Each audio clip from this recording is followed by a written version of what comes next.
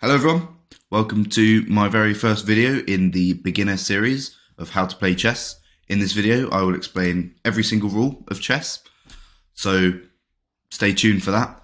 I am absolutely freezing. It's the first day of December and it's like -2 or 3 outside, so I'm wearing this big fluffy thing, wearing my pyjamas pretty much, got my thermals on underneath. My hands are absolutely freezing. I was wearing gloves, but I thought I'd take them off just for this video, just for you.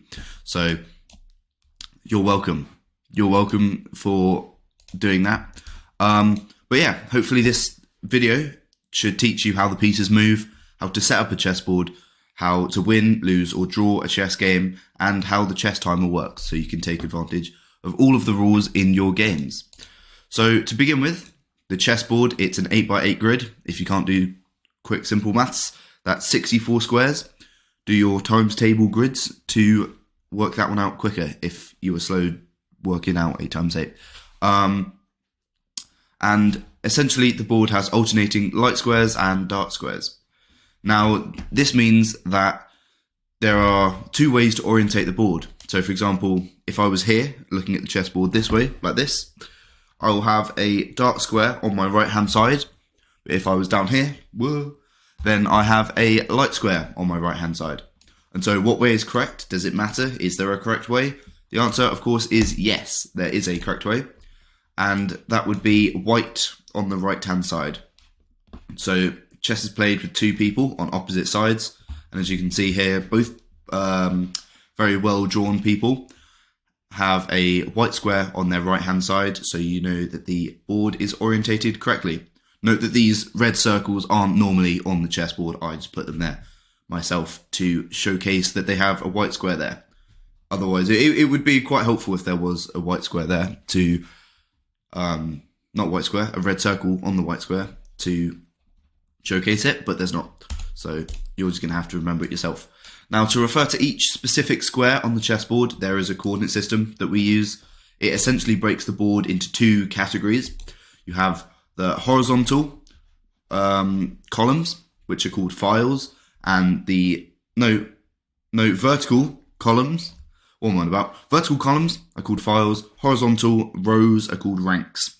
And so, say you were over here on the bottom playing up the board. This would be your first rank. This would be your second rank, third rank, etc. This would be your 7th. And if you're on this side, this would be your first rank, second, etc. This would be your 7th. So it all depends on what side of the board you are.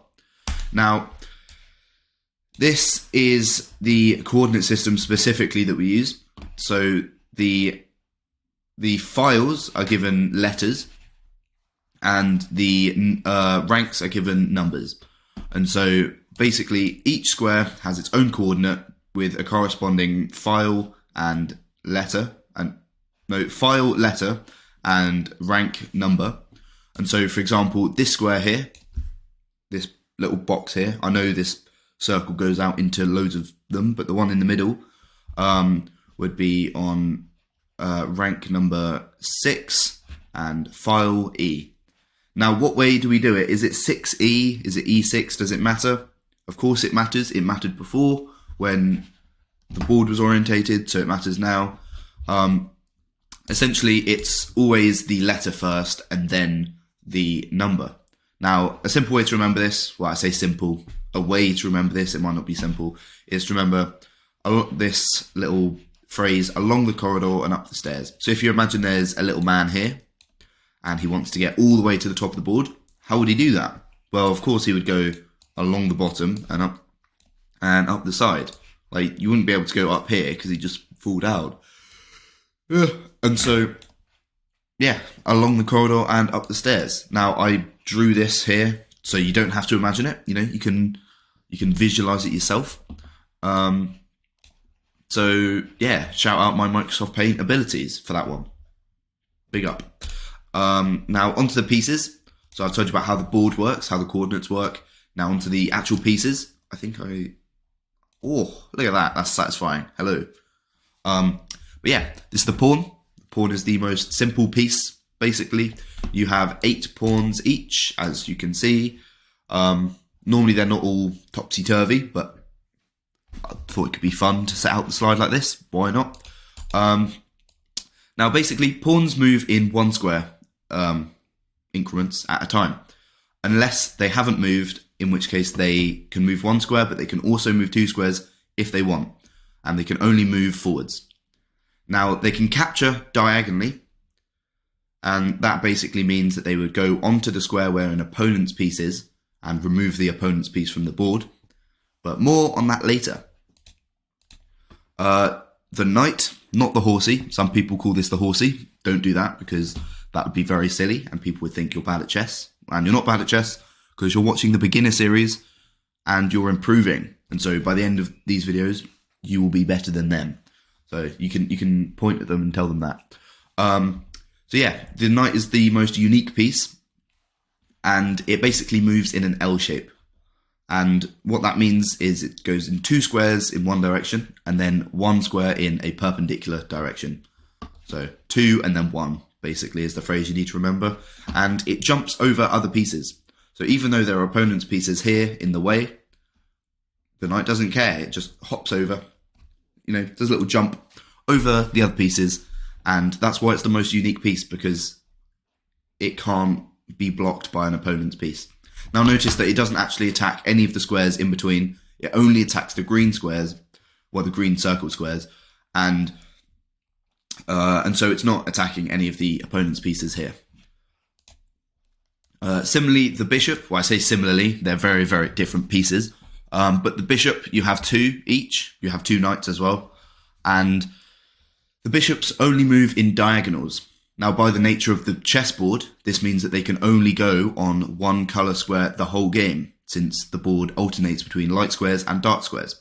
So, for example, this bishop here, as you can see, all of the blue circle squares are where it can move to. All of those squares are dark squares.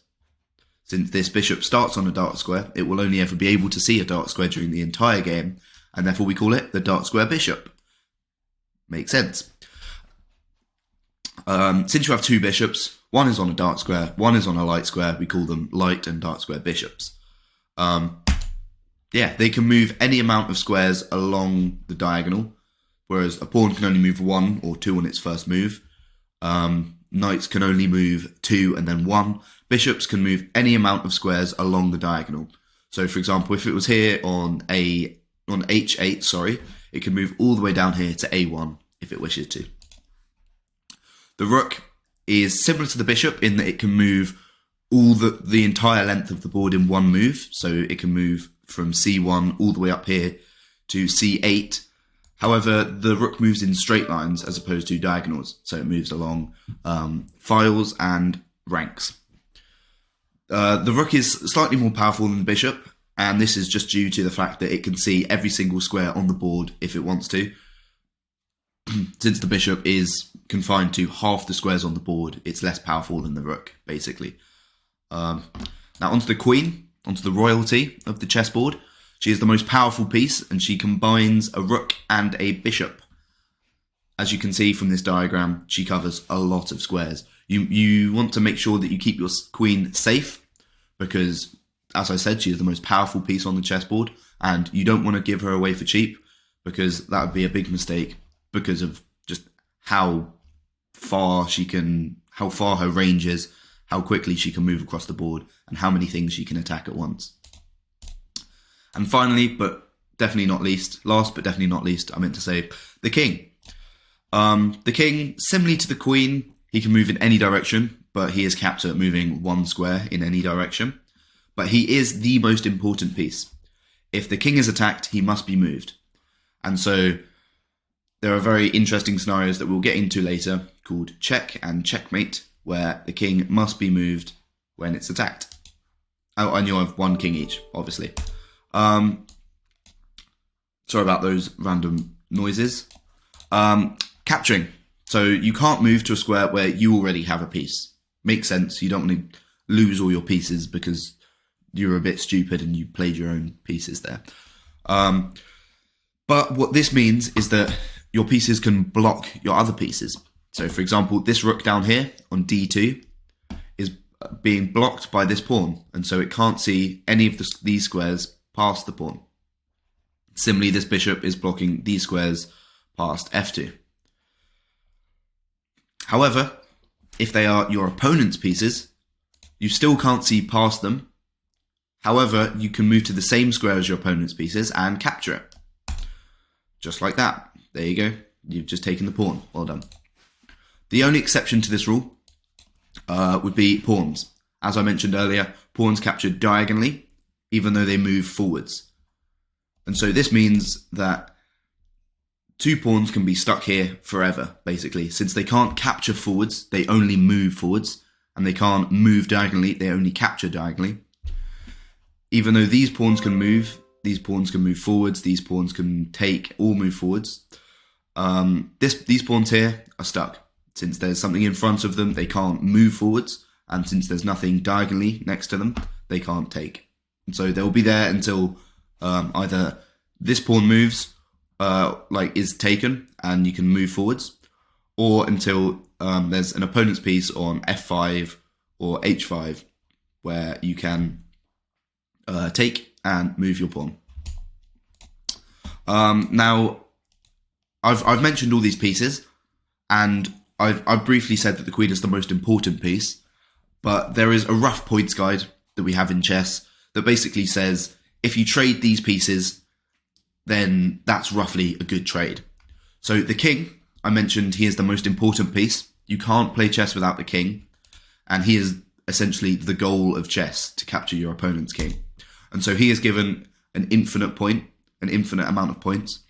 Just a quick side note, if anyone knows how to do infinity on PowerPoint, please let me know, because I tried to and couldn't, and I just ended up putting an 8 sideways. So there you go. A little bit of insight into my PowerPoint skills.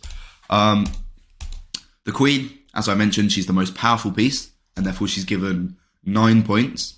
The rook is, as I mentioned as well, they're quite powerful, but not as powerful as the queen. They're given 5 points. Bishops and knights, they're both worth roughly the same. They're given 3 points. And a pawn, as I said, the most simple piece, is only given 1 point. Now, in your head, you can do some basic maths and come up with some rough equalities. So, for example, a knight worth 3 points is roughly the same as 3 pawns, which 3 times 1, 3 points. 2 rooks roughly equal a queen, so 2 rooks would be 10 points, 1 queen 9 points. So you could say 2 rooks would be slightly better than a queen. However, it's only 1 point that's different, and 1 point here and there is fine. And in the 2 rooks versus a queen scenario, it would really depend on the specific situation. It would depend on the position on the board. It would depend on maybe how much time you had left, but more on that later as well. And then drew this little diagram. Maybe that helps you, weighing up the equalities. Maybe it doesn't. Don't mind. Took me a couple seconds to make on Microsoft Paint. Shout out Microsoft Paint again. Love Microsoft Paint. So, I've told you about the board. I've told you about the pieces. Now, combining them all together into the beginning position, the setup. So you start with the rooks in the corner, the castles, but don't call them castles because that's something else. More on that later. I enjoy saying more on that later. Don't know why. Anyway, rooks in the corner, then the knights, then the bishops working inwards, and then onto the royalty. Now, a lot of people don't know where to put the queen or where to put the king. They put them on the wrong squares. One of the most common mistakes when people are setting up the chessboard. And the way I was taught when I was playing chess was, imagine the queen is a very fancy lady and she likes to match her dress with the square that she's on. And so, for example, but pretend I was a queen. Pretend I was a queen. I'd be the black queen because I'm wearing, this black dress, black hoodie thing, big fluffy thing to protect me from the cold. So I'd be the black queen with a black dress on the black square. And so the black queen would go here on D8. Similarly, the white queen, she'd be wearing a white dress and she'd go on the white square here on D1. There you go. Queen goes on her own colour. And then simply the king next to the queen, where any good king should be.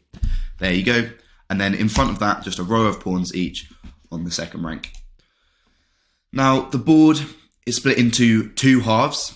It's split into the king side and the queen side. As you can imagine, the king side is the side of the board where the king is, or the king starts, and the queen side is the side of the board where the queen starts.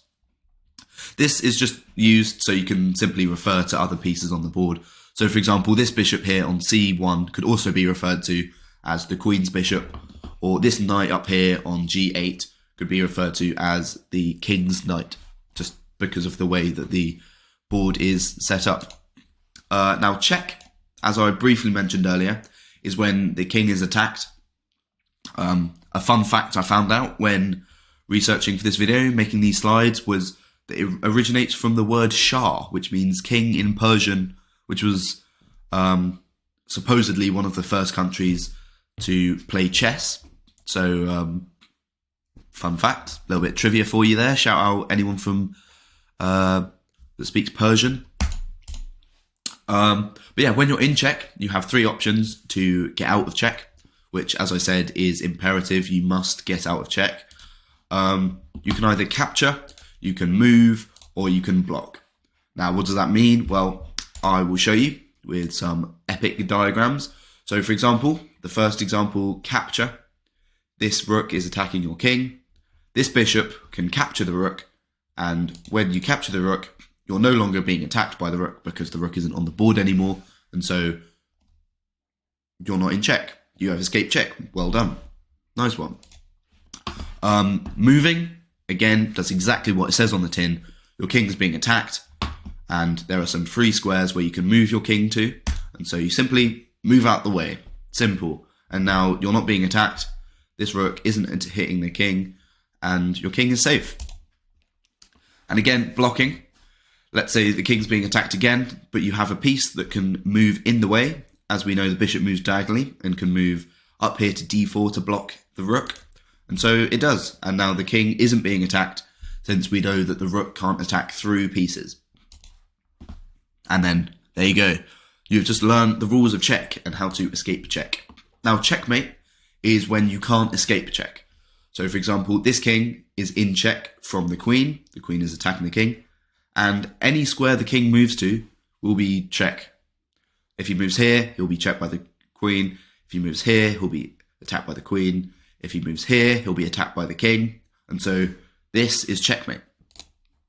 Now, what happens when you get checkmated? As I said, the king is the objective of the game. So if your opponent puts yours in a position where it can't be saved, you lose.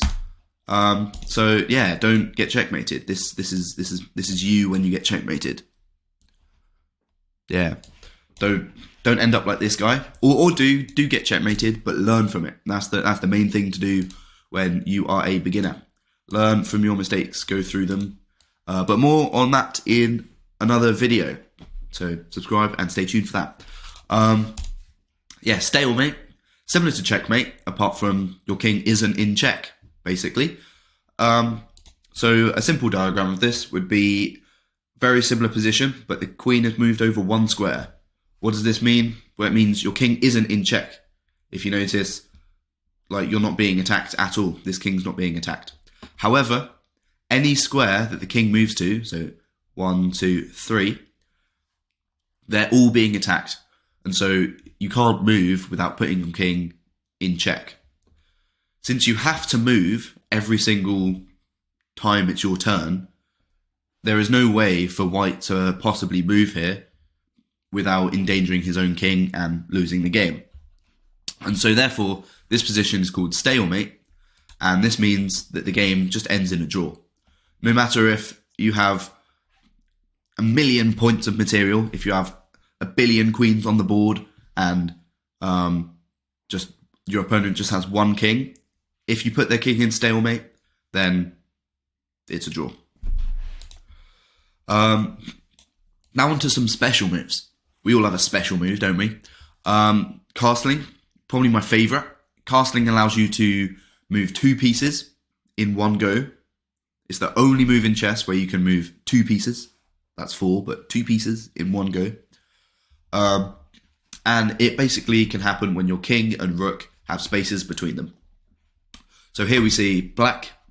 His king has a bishop between the rook. No. Yeah, his bishop is between the king and rook. However, white has the spaces free. Another stipulation is that the king and rook can't have moved.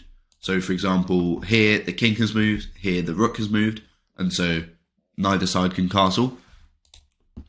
And when you want the king's castle, basically, if we go back to this position, say white here wanted to castle, since white can castle, you move the king 2 squares towards the corner you want to castle to, and then simply the rook hops over, like that.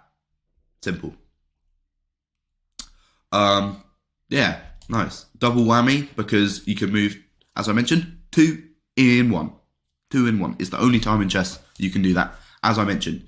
Now, you can't castle through check, so here this bishop is attacking the squares on the way. You can't, so black can't castle, no, white can't castle in this situation.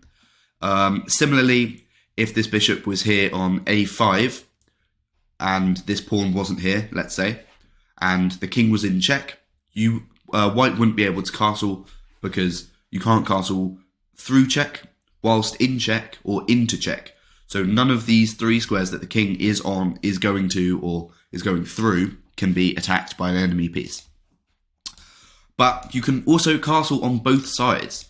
Now, as I mentioned earlier, you have a king side and a queen side. You have 2 rooks, and so you can castle on the other side. And so the king, again, just moves 2 squares, and then the rook jumps over. Notice here how, since the king, how on the queen side, there's an extra square the king can move to. The king still moves 2 squares, but the rook here jumps 3 squares. However, on the king side, the rook would jump 2 squares, the king would also jump 2 squares. So it's a bit of a double whammy, because you can castle on both sides. Wow, exciting stuff. And the other rook doesn't matter. So say the rook on h1, the king side rook is, I don't know, all the way up here on h7, for example. Or it can even be taken off the board. It can be whatever you, it doesn't have to exist on the board, as long as these 2 pieces haven't moved, there's spaces in between, and the king won't be in check at any point during castling. You can still castle. Another special move, pawn promotion. Basically, since pawns only move forwards, when a pawn reaches the end of the board, it can be promoted into any other piece. It can't be a pawn, and it also can't be a queen. Not a queen, it can be a queen. It can't be a king, is what I meant to say, because you're only allowed 1 king, because he's the most important piece on the chessboard. Yeah, so that term, when you move it to the last rank, you can promote it to any piece. Usually it's a queen, just because the queen is, as I said, the most powerful piece, and you want more queens. Yeah. Next rule. Sorry, I got a bit ahead of myself. Next rule, en passant, which you may gather is a French rule. Maybe. I don't know what would have given that away, possibly. And if you speak French, which I don't, I had to be told this, or like Google it. If you speak French, you'll know that this means in passing. And essentially, that's the key to understanding the rule. So, en passant means in passing, as I said. And it's actually quite a new rule. Chess has been played since, I think, the 600s. So, what's that, like about 1,400 years. And they introduced this about 600 years ago. So this is quite a recent game, quite a recent update to the game. It essentially means if your pawn is on the 5th rank and your opponent moves 2 squares on their first move, you can capture it as though it only moved 1. Now, on the surface, this looks very strange, but essentially, it was introduced to prevent people just bypassing capture. And so it basically just means that you will always have an opportunity to capture the opponent's pawn as long as your pawn isn't taken. And it goes like this. Yeah, see, you can just move across and take the opponent's pawn. However, you can only do this on your next move. You can only take en passant on 1 move, and that is immediately after the opponent has played their pawn 2 moves. If you don't, then you forgo the opportunity to take by en passant. Now, repetition is another rule that means the game can end in a draw.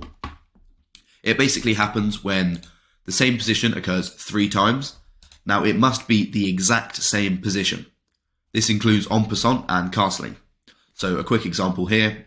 Let's say white in this position can castle, but instead chooses to give this check, move the rook. Now white can't castle. The king comes back, white puts their rook back, and then this king comes back. This position is the exact same as before. All the pieces are on the exact same squares. However, this does not count as a repetition, as white can't castle in this position, and on the starting position, white could castle. Therefore, these positions are different, and this does not count as repetition. Similarly, en passant. So white plays here, and black could capture en passant, but instead chooses not to. Both sides shuffle their pieces about. Now this is the exact same position again as the starting position. So yeah, this is the new position. This is the starting position. All the pieces are on the exact same squares again. However, here in this position, black can take en passant, and in this position, black can't because it's been moves since white pushed their pawn 2 squares, and so black has forgone the opportunity to take by en passant. Additionally, the same player must have the same turn in each repetition. So, for example, here it's black to play, and so both players shuffle their kings about a little bit here, but in this position, even though again it's the exact same position as back here when it was black to play, it's white to play now. And essentially this means that this is not a repetition of the position, since it's a different player's turn and it's not a repetition. The 50 move rule is another rule that means the game can end in a draw. Wow, there are so many of these, but I think this is the last one. I'm pretty sure this is the last one. And it basically says that there are a finite amount of pawn moves and piece captures, because essentially pawns only move forwards, and so there is only a set amount of pawn moves each that you have. Similarly with captures, there are only so many pieces that can be captured. And so if it's been 50 moves without a pawn being moved or a piece being captured, then the game is a draw. Essentially, this means that no progress is being made in the game, since it's deemed that if you haven't pushed a pawn or if you haven't taken a piece, then you've just been moving your pieces about, doing absolutely nothing, and no progress is being made, and the game would last forever unless this move was introduced, and then unless this rule was introduced, and then that would prevent the games lasting forever, as I've mentioned. Now, finally, onto time controls. Hang on, I think Ooh, that's satisfying. I'm in a clock now. Look at me go. Yeah, but onto time controls. Now, time controls basically are a set amount of time you are given to finish the game, to start the game, to finish the game, to do whatever you want. Basically, this means you can use the time however you want. This adds strategy, because you can say, oh, I'm going to spend more time at the beginning of the game to try and get an advantage so I can quickly play the last few moves. Or you can say, I'm going to quickly play the first few moves because I know them a lot better, and that will give me more time in the later, maybe more strategic times of the game, where I can think through the tactics a lot better, think up more of a strategy, and maybe win it that way. And so just the addition of these time controls allows a lot more strategy in chess. It also prevents taking the piss. So, for example, someone could just be sat there at the board if there was no time control forever, just thinking and thinking and thinking. You could fall asleep at the chessboard and you wouldn't know if there was no time controls. And so the introduction of a time control basically prevents people taking the piss and means that the game will end eventually, which really is what we want. Also, there are things called increments, which is essentially how much time is added after every single move. There doesn't have to be an increment. Sometimes there is, sometimes there isn't. For example, a popular time control is 3 minutes plus 2 seconds. And this would mean every move you get 2 seconds. So if you play 30 moves, then you get 30 times 2, which is 60 seconds. So you get an extra minute each after 30 moves, for example. And in general, if you have less than 2 minutes on the clock to begin with, that's generally called bullet. If you have less than 10 minutes, that's called blitz. If you have less than an hour, that's called rapid. And if you have more than an hour, that's called classical. If you have no time control at all, that's called correspondence. And essentially that's from before clocks, before computers, people would just write to each other saying, oh, I've moved my knight to f3. And then they'd play it on their chessboard, and then they'd write a letter saying, oh, you've moved your knight to f3, so I'm going to play pawn to d5. And then they just keep going back and forwards and keep writing to each other until the game ends. And that's why it's called correspondence. So another fun fact, don't say you didn't learn anything. Now you might be asking, what happens when you run out of time? You know, this all sounds very important, but what happens if you do take the piss? What happens if you take the piss, you run out of time? Well, you might have guessed, but you lose. You lose, so don't do that. Don't run out of time. Don't lose on time, because that's embarrassing, because it means you've taken the piss.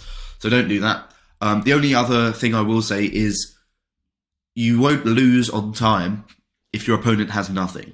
So if your opponent has just their king and no other pieces, this will actually be a draw, since your opponent can't physically win the game. There's no way to checkmate an opponent's king without any pieces at all, with just your king. And so in this one specific scenario, it will be a draw. But other than that, you will lose. So make sure you don't run out of time in a chess game. And with that, I think that is every single rule of chess. Nice. Thank you. Thumbs up. Yeah. Let me know if you thought this video was useful at all. And stay tuned for any for the rest of the beginner series. If you're watching this a long time in the future, then just watch the playlist, because I imagine I will have posted all of those videos by now. But other than that, yeah, thank you very much for watching. If you want to improve your chess, click the top link in the description, and I'll see you in the next video. Thank you very much, and goodbye. I love you.